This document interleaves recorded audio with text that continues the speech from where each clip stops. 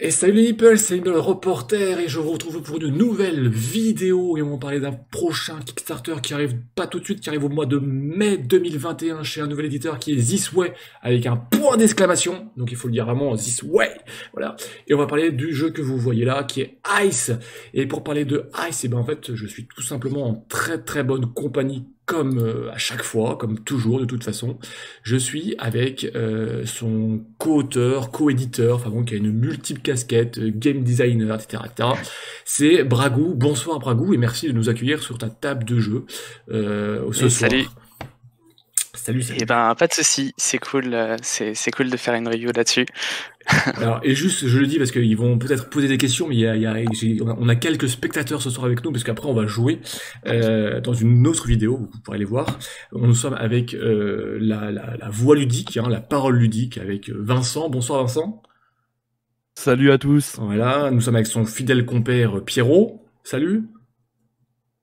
Salut, bonsoir tout le monde. Et nous sommes avec mon fidèle sparring partner de jeu, mon très fidèle ami Kyoshiro. Salut, salut Kyo. Salut, salut à tous. Voilà. Donc, donc ça arrive. C'est un jeu qui est en développement actuellement, qui va arriver en Kickstarter le 4 mai, si je dis pas de bêtises. On Tout aura à le fait. temps d'en reparler. Donc 2021. C'est un jeu 3 à 5 joueurs de placement d'ouvriers. Et donc je vais laisser surtout la parole là maintenant à Bragou qui va nous présenter voilà qu'est-ce que Ice, qu'est-ce qu'il faut faire et puis comment est-ce qu'on joue à ce jeu avec ces très jolies tuiles. Je dis tout de suite, le design est très joli. En tout cas moi je le trouve très joli. Alors c'est un jeu donc aux abords un peu classique. C'est un jeu d'action compétitif et de placement et déplacement d'ouvriers. D'accord. Ça se passe sur des tuiles, Ouais. beaucoup de tuiles. D'accord. Il y en a plus que ce que l'on pense. Voilà pour le tout début, mais il va y avoir des tricks qu'on va découvrir au fur et à mesure en jouant. Notamment le premier, c'est que tout simplement il va y avoir des tuiles en dessous des tuiles. D'accord. C'est-à-dire que le plateau est constitué de De couches. multiples couches Ah oui. de tuiles. On va creuser alors. Tout à fait. On va creuser au fur et à mesure de la partie et découvrir ce que renferment ces tuiles, qui ont D'accord. à chaque fois un verso, et D'accord. on peut découvrir des artefacts et d'autres mystères. D'autres merveilles. C'est ça. Alors ça, c'est la première originalité. Ouais. Et brièvement, pour parler d'une autre originalité, ça va être aussi le déplacement des meeples, qui va se faire de façon un peu particulière. En gros, je l'ai dit, c'est un jeu de compétitif Ouais. avec un score, etc. Mais on va se partager pas mal de choses ensemble. On va se partager donc l'espace D'accord. et on va se partager aussi les petits archéologues gris. D'accord, qu'on voit là, C'est d'accord, qu'on voit sur le plateau, là, qui tout, sont tous gris. tout à fait. Alors, on a quand même, chaque joueur possède un petit personnage de sa couleur, D'accord. qui est le chef d'expédition qui le représente. Et donc lui, il peut se déplacer, je vais l'expliquer avec des Mhm. points d'action de tuile en tuile. D'accord. Et par contre, on ne peut pas déplacer les archéologues neutres, les petits meeples, mais la façon dont on va les déplacer, c'est qu'on va les amener avec nous. Donc, sitôt que j'arrive sur une case, une tuile avec un archéologue et que je repars, il va me suivre.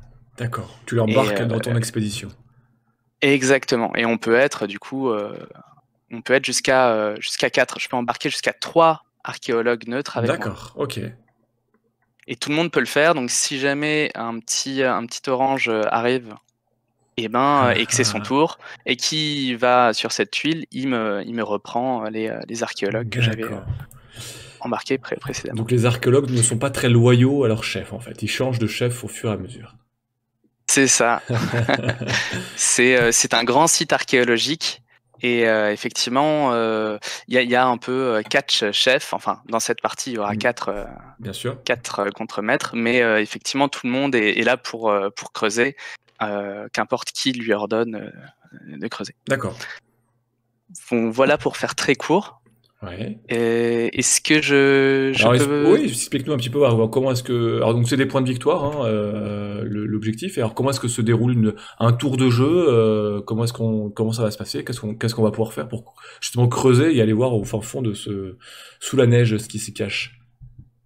Eh ben, alors, ça se passe, donc c'est un jeu avec des actions, des points d'action. D'accord. Ces points d'action, on va s'en servir pour effectuer des actions.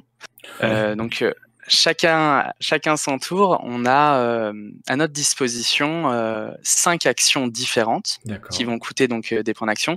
On peut, à notre tour, dépenser de 1 à 3 points d'action. D'accord. Ça, c'est aussi une petite particularité, c'est que ça paraît compliqué, mais en fait, c'est très simple. C'est-à-dire que le jeu se déroule en journée. En Ouais. une journée, chacun a 6 points d'action, Ouais. mais à son tour, il ne peut pas dépenser plus de 3 points d'action. D'accord. Qui, concrètement, il peut en dépenser une. Il peut pas en dépenser moins de une. Il peut D'accord. pas juste passer son tour. Et ce qui fait que concrètement, la journée débute, le vert commence, il joue, il fait par exemple 2 actions, ensuite c'est le joueur à sa gauche qui continue, il fait une action, etc. Et ça peut tourner plusieurs fois Ouais, le bien tour sûr. du plateau chaque joueur avant de terminer enfin la journée. D'accord. Oui, moi, ça me semble clair, hein. Alors, donc brièvement, les 5 actions à votre disposition, donc elles sont répertoriées dans cette petite tête de jeu. Je vais en faire un bref topo. La première action, ça va être, enfin la première. C'est pas forcément la première que vous allez effectuer, mais Ouais, en dans tout la cas c'est la liste. première ici. Ouais. C'est poser un campement. Alors les campements, c'est la même chose que les meeple gris. Ils sont aussi gris, c'est-à-dire qu'ils appartiennent à tout le monde. D'accord. Les campements, c'est de là dont on peut arriver quand on est à l'extérieur du plateau. D'accord. Donc, si je ramène un archéologue de l'extérieur, donc de ce petit sac, il est obligé de venir sur une tuile avec un camp. Et si moi-même je suis le violet et je viens de l'extérieur du plateau, je suis obligé de. D'accord. Mon entrée, c'est forcément Et un donc, camp. à partir du moment où il y en a plusieurs camps, on pourra choisir de là où on arrive. Tout à fait. Tout à fait. Ça me paraît Alors, logique. du coup, la première action, c'est construire un camp. Et donc, construire un camp, tout le monde peut le faire, mais c'est une action très puissante et on ne peut le faire qu'une fois dans la partie. On verra qu'à côté de vos plateaux guild, je reviendrai Ensuite, sur les ouais. plateaux guild tout à l'heure, vous avez qu'un camp à votre disposition. Ah, d'accord. Donc, vous pourrez faire cette action qu'une fois. Quand vous posez un camp, vous payez que 1 point d'action. Donc, c'est assez peu cher. Ouais. Et vous ramenez directement votre chef d'expédition dans la foulée sur la case du camp. Voilà, D'accord, tout ça d'accord. coûte que 1 point. D'accord. Ensuite, vous avez l'action appeler. Donc Ouais. appeler, c'est pour appeler un archéologue de l'extérieur du plateau. Donc c'est ce dont j'ai Ouais. parlé tout à l'heure. Ça Tout coûte à aussi fait. 1 point d'action. Ok. Vous l'appelez donc pas sur la tuile où vous êtes vous, mais sur la tuile où il y a un camp, Un campement. comme j'ai dit. D'accord. Cette action, elle nous sert aussi à appeler nous-mêmes, c'est-à-dire à appeler notre pion chef d'expédition. Et pour le coup, lui, pareil, donc il va se téléporter sur n'importe quelle tuile avec un campement. Mais lui, pour le coup, exceptionnellement, il a le droit de le faire même s'il est à l'intérieur du site archéologique. D'accord. C'est-à-dire s'il est perdu ici parce qu'il s'est égaré dans la tempête. Il peut Pour un revenir. point d'action. D'accord. Ok. Voilà. Ça peut être intéressant. Alors, donc ça, c'est les 2 premières actions. Les 2 suivantes sont les plus importantes. C'est celles avec lesquelles on va jouer essentiellement toute la partie. Ouais. Donc, la première, j'en ai aussi parlé, c'est le déplacement. Ouais, c'est Donc, l'exploration. le déplacement, c'est ça, explore. Ouais. Le déplacement, ça coûte 1 point pour se déplacer d'une tuile à l'autre. Ok. Alors, quand je dis une tuile à l'autre, elles peuvent être d'un niveau qui n'est pas le même. D'accord, un niveau inférieur ou oui, pas. Ou supérieur. Supérieur. D'accord. Ok. Et voilà, donc ça par exemple, cet espace-là qu'on voit en dessous, Ouais. ça correspond à 3 tuiles. Donc c'est vraiment pour aller d'ici A ici, Ouais. je suis obligé de passer De par les monter, tuiles. ouais. Voilà. Comme un escalier. Voilà. Exactement. Tout ça, Oui. ça me coûte à chaque fois un point d'action. D'accord. Et donc, comme je l'ai dit, les archéologues, les petits meeples, nous suivent. On ne peut pas les déplacer autrement qu'en allant sur leur case et en les déplaçant D'accord. donc comme ça. Ok. Donc ça, c'est Explore. Ensuite, vous avez donc le corps, vraiment le cœur du jeu, qui est donc creuser, donc Ouais. Excavate. En anglais, ouais. C'est vraiment fouiller c'est retirer les tuiles du plateau. D'accord. Alors pareil, ça semble un peu compliqué au début, mais en fait c'est très simple. Donc pour le coup, il y a un petit errata là, donc il faut pas se fier à ce qu'il y a écrit sur cette aide de jeu. D'accord. En gros, ça coûte 2 points d'action pour fouiller une tuile, moins tous les archéologues qui nous accompagnent Ah. et les chefs d'expédition adverses. Il compte comme archéologue, en fait. Un petit peu. C'est ça. Ils deviennent, quand c'est votre tour, quand c'est à ton tour de jeu, les chefs d'expédition adverses, c'est la basse main d'œuvre. Ils deviennent de la basse main d'œuvre. Exactement. Creuse. Exactement. Et du coup, si je suis ici et que je suis tout seul, déjà on peut pas creuser une tuile où notre pion chef d'expédition n'y est pas. On est obligé d'être présent. Il faut être présent. Il faut diriger les opérations. Exactement. On peut creuser tout seul, donc ça coûte 2 points, tout simplement. Logique. S'il y a un bonhomme avec nous, ça coûte que 1 point. S'il y en a un autre, c'est gratuit. Et on a même le droit de terminer notre tour de jeu, faire les 3 actions. Par exemple, je viens d'ici, je me déplace pour 1, 2 et 3. Là, logiquement, c'est la fin de mon tour, j'ai plus le droit de jouer. Mais s'il y a des actions gratuites, j'ai le droit de les effectuer. Et donc là, j'ai le droit de soulever la tuile et de creuser. D'accord, oui, elle compte pour 0 point d'action, donc je peux le faire. D'accord. Exactement. D'accord.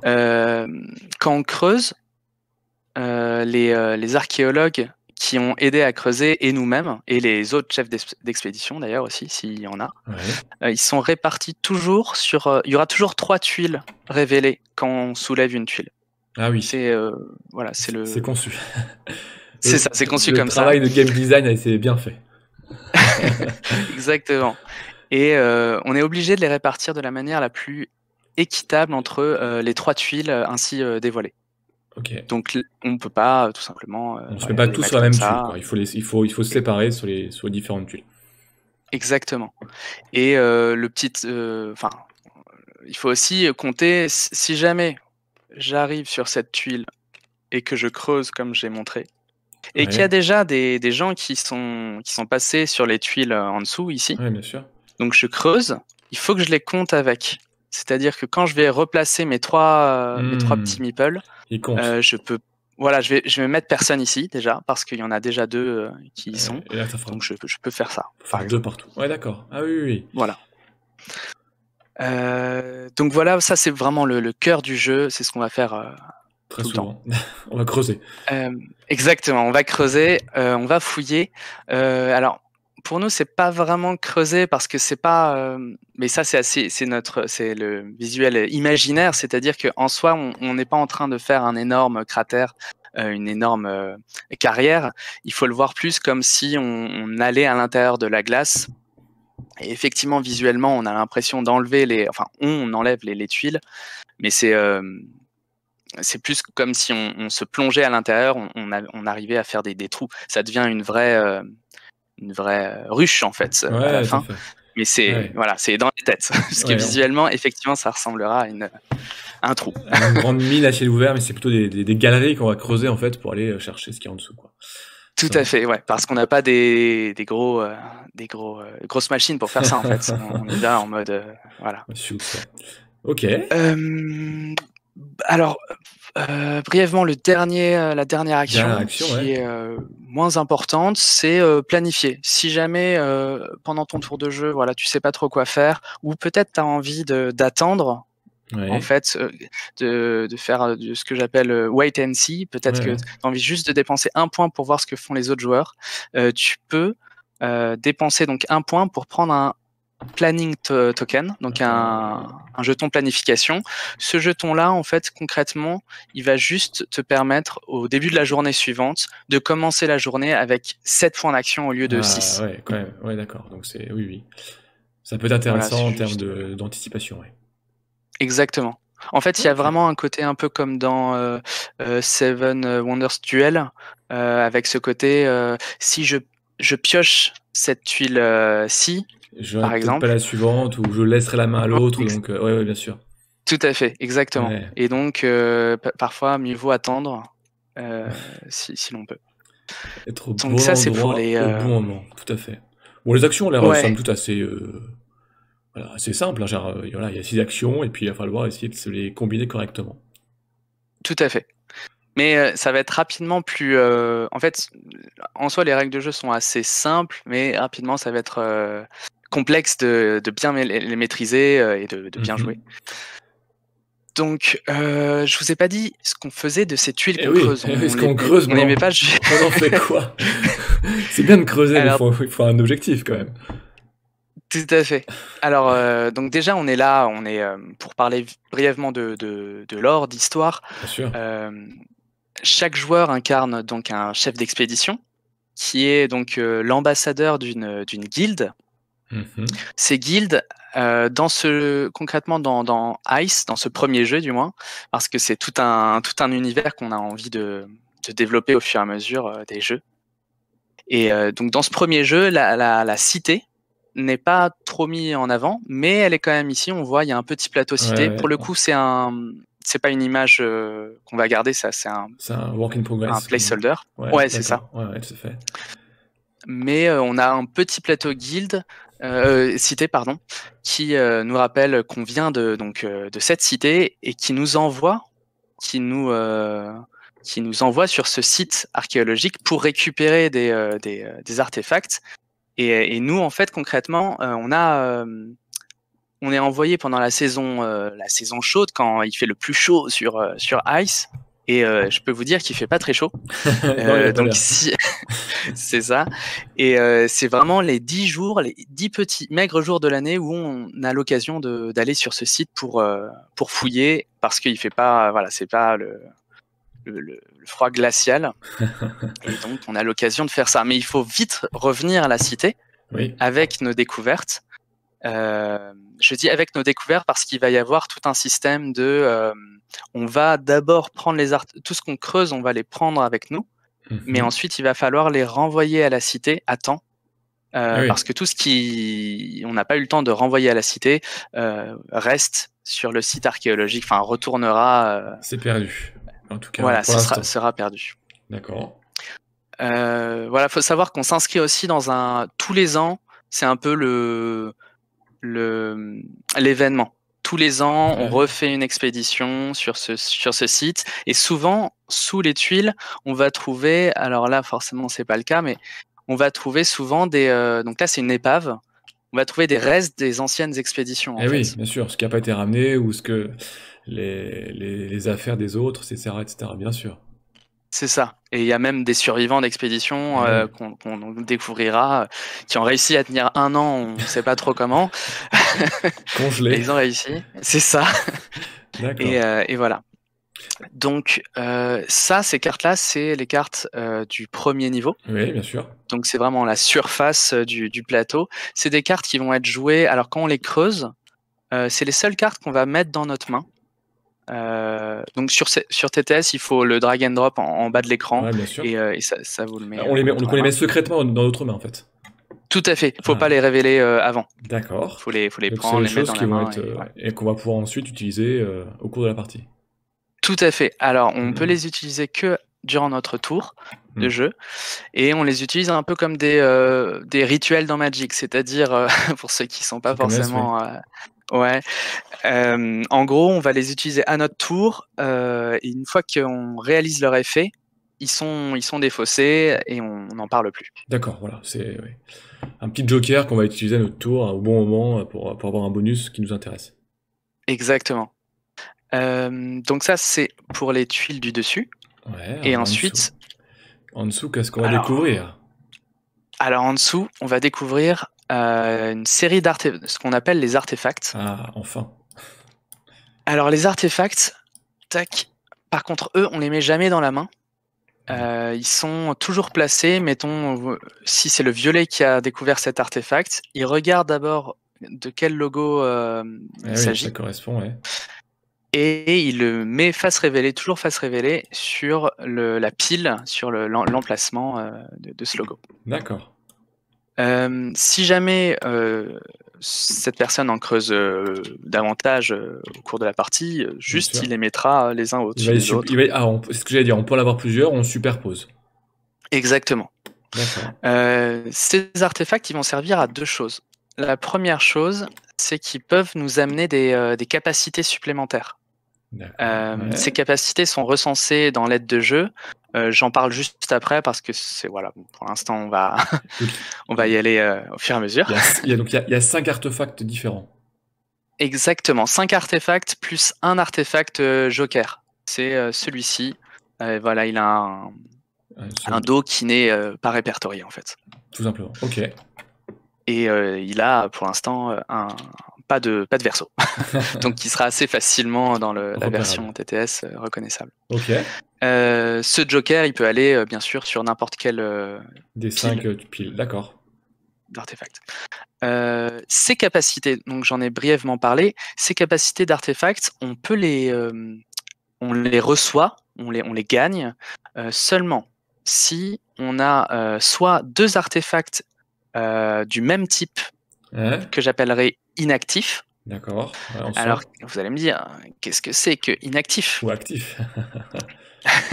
Ou actif, tout à fait. Alors là, pour le coup, je trouve pas de blanc actif, mais je vais vous montrer 2 bleus actifs et inactifs. Ah, oui. Ils sont assez facilement reconnaissables.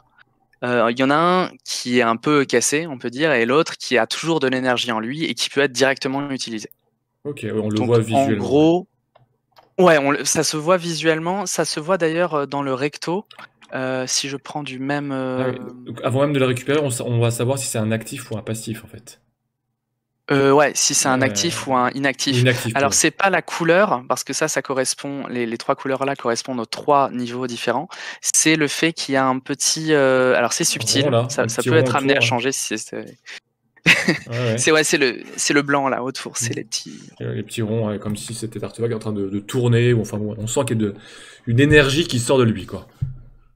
Tout à fait. Okay. Et donc voilà, en gros les actifs valent 2 inactifs. C'est un peu comme ça qu'il faut le comprendre. Du coup, pour avoir une capacité, pour déclencher, pour pouvoir avoir accès à une capacité d'artefact, il faut au moins un niveau de 2, c'est-à-dire ou un actif, ou 2 inactifs, ou un inactif et un joker, parce que c'est un peu pareil. D'accord, ok. Alors, ça, c'est pour les artefacts, donc qui vont nous aider à creuser plus rapidement au cours de la partie. Mais c'est aussi eux, c'est un peu le but de pourquoi on est ici en train de creuser. Ouais. C'est déjà pour les utiliser, bon, bah, ça c'est bien beau, on pourra creuser davantage, mais c'est surtout pour ensuite les ramener à la cité. Ça, c'est vraiment le but ultime du jeu, c'est la seule façon de gagner des points, en fait. Ah oui. Déjà, c'est de les ramener à la cité. Alors, dans ce plateau cité, on a différentes emplacements également. Donc pour l'instant, c'est vraiment work in progress. Ouais, bien sûr. Donc il n'y a pas, c'est assez moche, mais l'idée est là. On a chacun un quartier. En fait, chaque guilde possède un quartier dans cette cité. Et du coup, quand on arrive à ramener un artefact à la cité, tout simplement si c'est le cryo-architecte, donc le orange, il le ramène sur son emplacement. Et tous les artefacts qu'il ramènera au cours de la partie iront de son plateau guild sur le plateau cité. C'est toujours dans ce sens-là. Alors, donc il va y avoir un peu les artefacts qu'on ramène à la cité ne pourront plus nous aider à avoir des capacités. Ça. Et donc il va y avoir ce dilemme sans cesse de savoir est-ce que j'ai envie d'être très fort et de pouvoir creuser beaucoup et rapidement, mais en même temps j'ai que 10 jours et il faut que je ramène quand même les artefacts au fur et à mesure. Donc il va y avoir ce dilemme tout au long de la partie. Il faudra Ouais. faire attention à pas être trop gourmand et Et pas avoir le temps de tout ramener à la cité, ou pas assez en tout cas. Ouais, bien sûr. tout à fait. Ok, ah oui, oui. Alors, comment on ramène des artefacts à la cité? Je l'explique tout de suite. C'est lors des phases d'exposition. Alors les phases d'exposition interviennent, donc ça c'est aussi assez, c'est assez particulier. Elles interviennent à un moment très précis de la partie. C'est quand un campement descend d'une tuile, descend d'un niveau. Ah oui, d'accord. Donc, Alors, ça s'effondre. c'est ça. Alors, oups. Alors, comment un camp... Déjà, on peut pas creuser une tuile où il y a un camp. Ah oui, on peut pas creuser. Donc ça, Ouais, d'accord. ça Ouais, bien c'est sûr. tout simplement impossible. La seule façon de faire tomber un camp, enfin de l'enfoncer, c'est de creuser tout autour, toutes les tuiles autour. Ouais. Et si on les a toutes creusées sauf une, alors elles sont lockées de base pour pas justement qu'il y ait trop de problèmes. Une mauvaise manip. Et Ok. la manip, c'est faut appuyer sur L dans Tabletop D'accord. pour déloquer des tuiles. Voilà. Du coup, voilà, quand on arrive à ce moment-là, donc ce moment où la tuile où il y a un campement dessus n'est plus relié que par une seule autre tuile, Oui. alors à ce moment-là, le joueur dont c'est le tour, déjà la récupère la tuile Ah avec oui. le campement D'accord, ouais. et va poser le campement sur une des deux tuiles entièrement révélées. En fait, il y aura toujours 3 tuiles révélées, mais il y aura maximum que 2 tuiles entièrement révélées. Donc il Il choisira peut pas où y avoir... ouais. Voilà, c'est ça. Il choisira où il le met. Et à ce moment-là, déjà, c'est pas tout de suite à ce moment-là parce qu'il finira d'abord son tour de jeu. Et une fois qu'il aura dit, OK, je passe j'ai fini mon tour, à ce moment-là, la phase d'exposition arrivera et ça fonctionnera un peu comme une pause dans le jeu où tous les joueurs, en commençant par lui, pourront envoyer des artefacts à la cité. Alors, pour envoyer un artefact à la cité, il faut payer, valider une carte objectif. Donc là, on a 5 cartes objectifs. Il y a un petit paquet ici de cartes objectifs. Et tout le monde en a 3 de base qui font partie du même deck à la base. Donc c'est juste qu'on en a 3 personnels cachés, chacun dans notre main.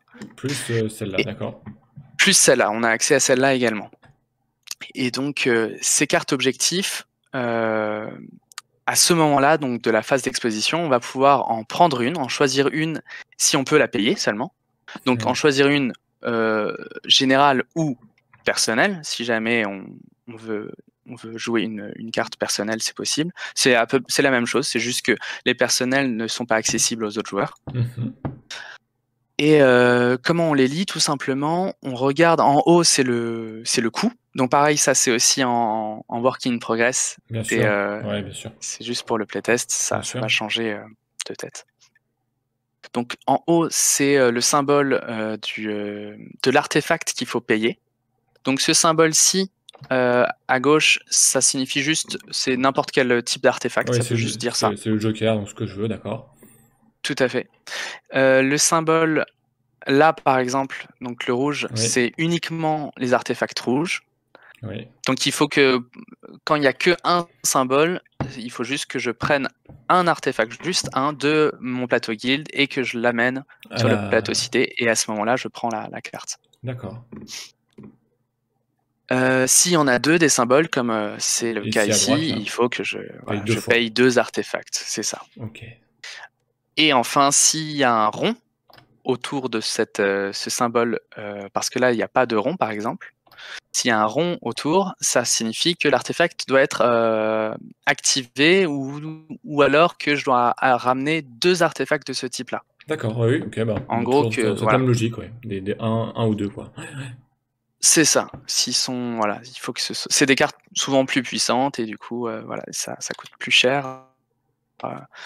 Et donc, le texte en dessous, c'est le gain que j'aurai à la toute fin de la partie, parce qu'on ne compte pas le score au fur et à mesure de la partie, on compte à la toute fin, on rassemble toutes les cartes objectifs qu'on a réussi à débloquer au cours de la partie, Et voilà, on les montre et on compte par rapport à ça. D'accord, oui. Ce qu'on Combien on a, a de... ce qu'on a ramené, les bonus qu'on a fait. Donc, par exemple, ici, celui que je vous montre là, c'est voilà, pour chaque tuile d'artefact de l'harmonie inactive, ça va m'apporter 1 point de victoire en fin de partie, ou 2 points de victoire si c'est des tuiles actives en fait. Donc, je vais tout comptabiliser, C'est ça. celles que j'ai ramenées, ça va me faire plein de points. Donc, je vais surtout pas laisser les.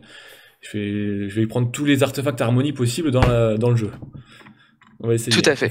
Et sachant que c'est uniquement ceux que Ceux que j'ai tu as ramenés dans à la la cité, oui, bien sûr. Donc qui comptent. il faut les récupérer, les creuser et les ramener. Il y a beaucoup de choses à faire C'est avant de ça. marquer des points. C'est ça. Mais une fois que tu as marqué des points, C'est pas mal.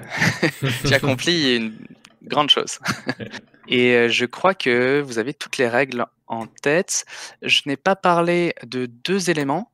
De la surface, c'est-à-dire le recto des tuiles du premier niveau. Donc Ouais. on voit qu'elles sont toutes un peu différentes. Oui. Alors on a les tuiles vierges, donc il n'y a absolument rien à dire de la dessus. neige. On a des tuiles avec une sorte de faille. Alors là, tout simplement, c'est juste qu'on ne peut pas les traverser Oui. sur le dessin de la faille. On Ouais. doit les contourner. D'accord. Et donc on ouais. peut monter dessus, mais là où il n'y a pas de faille. Ouais. Et enfin, on a les tunnels. Donc les tunnels, vous n'aurez pas vraiment à vous en soucier parce que le jeu, en gros, c'est à la mise en place du jeu, il y a des petits archéologues qui viennent dessus instantanément. D'accord. Donc ils peuplent déjà ce décor. Oui, bien sûr. Et voilà. Et les montagnes? Quelque chose de particulier? Et les montagnes, si, donc c'est les Nunataks, c'est le nom scientifique pour dire des éléments rocheux dans la banquise en fait. D'accord. Les Nunataks, c'est des tuiles qui sont plus dures à creuser de 1 point d'action. C'est-à-dire qu'au lieu de commencer à 2, Ça c'est commence à 3. Ok. Tout à fait. Bah, c'est assez logique. Pour terminer, je vous dis comment la partie peut se terminer de 3 façons. Oui, c'est vrai ça. Alors, Quand est-ce qu'on termine? Dès qu'un joueur a validé 7 objectifs. 7 objectifs, d'accord. Là, la partie, on finit tous les tours, c'est-à-dire que le joueur qui vient de valider son dernier objectif termine son tour. Et là, si on est à 4, les 3 autres joueurs ont l'autorisation de jouer encore une dernière fois, donc de 1 à 3 points d'action. Et quand ça revient au joueur qui a terminé la partie se termine vraiment. Voilà. Ok. Ensuite, après la 10e journée. D'accord, oui. Donc la 10e journée, je vais en parler juste après. Donc c'est pas 10 tours, c'est 10 journées. 10 journées. Oui, Oui, bien sûr, parce que on est d'accord, on va faire plusieurs fois le point d'action de 1 à 3, donc c'est plus que ça. Oui. Exactement. Ouais. Ou si jamais on a réussi, alors ça peut vraiment être proportionnellement, ça peut vraiment être n'importe laquelle de ces fins. Pour l'instant, tout est arrivé. Donc, si jamais on a suffisamment creusé et qu'on a creusé et révélé entièrement une tuile édifice. C'est le 5e niveau de Ice. C'est les tuiles édifices. Donc, pour l'instant, pareil, il n'y a pas d'image. On y travaille. Et ces tuiles édifices, donc déjà marquent la fin de la partie.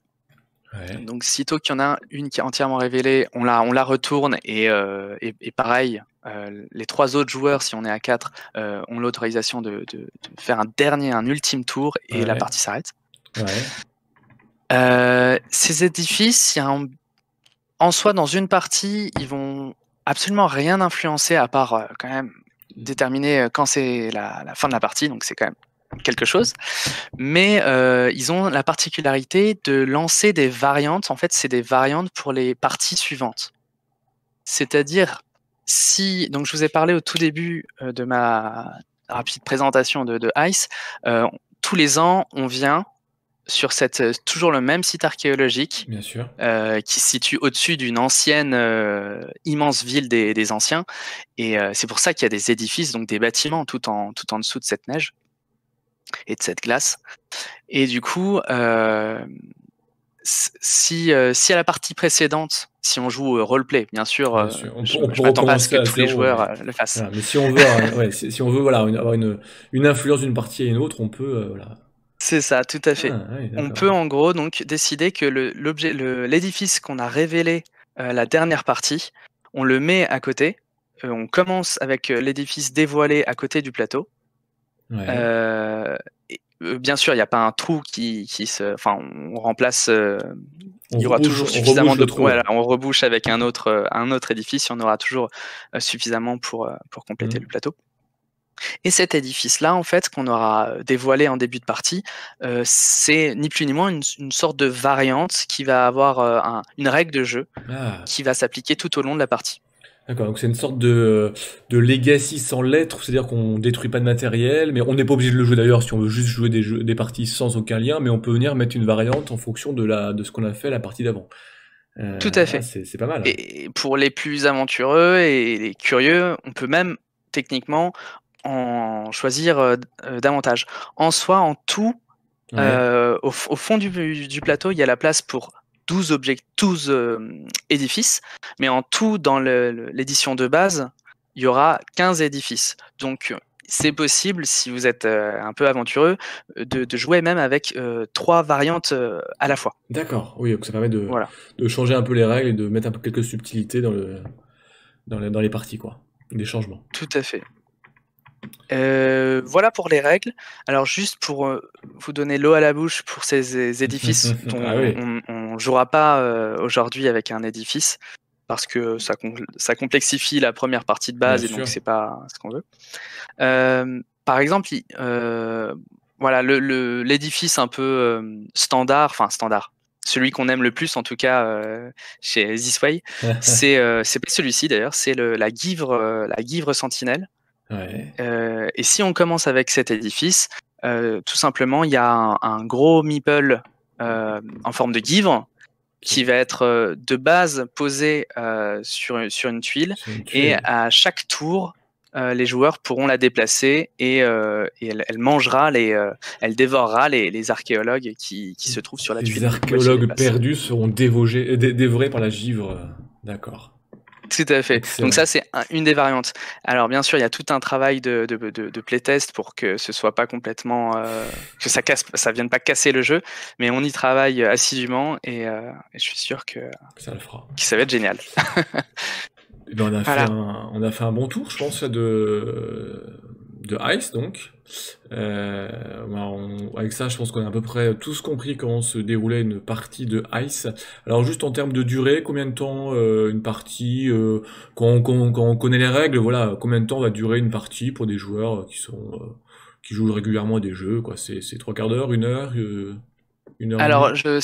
ouais, ça va être un peu plus. Ça va être de 1h30 si vous jouez assez vite. Mais D'accord. après, s'il y a je sais plus comment on appelle ça, Ouais, des gens paralysis. voilà, analytique, ouais. On va dire un Voilà, peu plus. D'accord, exactement. ok. Ça peut dépasser l'heure et demie parce que Ouais. rapidement, en fait, on va se retrouver confronté à des dilemmes et ça peut figer le jeu, venir Ah bah, de toute façon, paralyser. on est dans la glace, donc on va tous être figés de froid au moins. Exactement. C'est le roleplay, c'est dans le thème. Donc 1 heure et demie à 2 heures. Bon, bah super. Donc ça nous arrive, on va le redire, c'est début mai, le 4 mai, hein, en campagne Kickstarter. Alors bien sûr, là, tout est en anglais, mais le jeu sera proposé en français. Tout à fait. Bon, Tout à fait. voilà. Donc tous ceux qui ne parlent pas anglais, qui soient rassurés. Les éléments de jeu du module tabletop est en anglais, mais vous l'aurez en français si vous voulez l'avoir dans la langue de Molière. 3 à 5 joueurs, placement d'ouvriers, donc c'est chez This Way avec un point d'exclamation. Et ben Bragou, je te remercie de cette longue présentation, genre complète. Et puis voilà, si vous voulez en découvrir davantage sur This Way, eh bien, je vous mets tous les liens de la page Facebook, etc. Dans la description de cette vidéo. Et puis surtout, dans quelques jours, vous aurez une partie à 4 joueurs qui sera filmée. Donc vous pourrez vraiment voir un petit peu concrètement la mise en application de ces règles. Et ben Bragou, je te remercie. Je te dis à très très vite. Et puis je te souhaite et je vous souhaite avec l'auteur, les auteurs et les éditeurs, une parfaite réussite et un succès de votre campagne. Merci Bragou. Super, merci. Allez, à Merci. très vite. Ciao les amis.